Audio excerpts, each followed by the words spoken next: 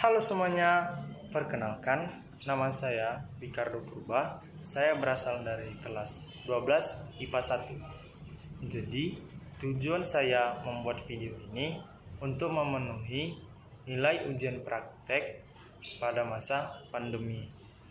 Jadi, di dalam video ini saya akan menjelaskan mengenai konsep kimia yang terjadi pada peristiwa perkaratan. Jadi, untuk pertama-tama, korosi atau perkaratan adalah kerusakan yang terjadi pada logam yang diakibatkan karena adanya reaksi redoks antara suatu logam dengan berbagai zat yang ada di lingkungannya. Contoh dari zat yang ada di lingkungan itu yaitu dapat berupa air hujan, suhu di lingkungan, kelembapan, dan matahari.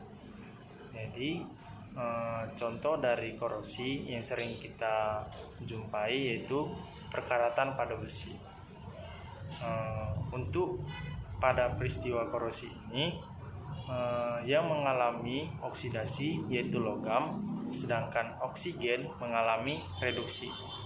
Jadi karat logam pada umumnya adalah berupa oksida atau karbonat, di mana karat besi ini dirumuskan dengan Fe2O3.NH2O yang berwarna coklat merah. Jadi untuk bagian dari besi yang berlaku sebagai anode akan mengalami oksidasi. Dengan persamaan kimianya, Fe menghasilkan Fe2 positif ditambah 2 elektron.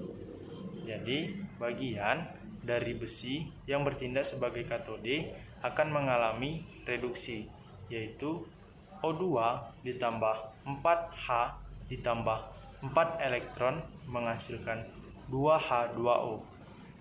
Jadi untuk mengenai bagian mana dari besi yang bertindak sebagai anode dan bagian mana yang bertindak sebagai katode itu tergantung dari beberapa faktor, yaitu misalnya tergantung dari zat pengotornya dan tergantung dari perbedaan rapatan bagian dari logam tersebut.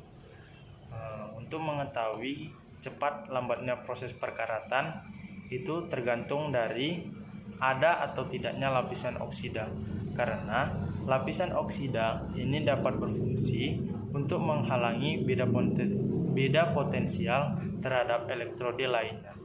Oke, sekian dari video saya mengenai konsep kimia terjadi pada korosi. Bila ada salah kata, mohon maaf dimaafkan. Sekian dan terima kasih.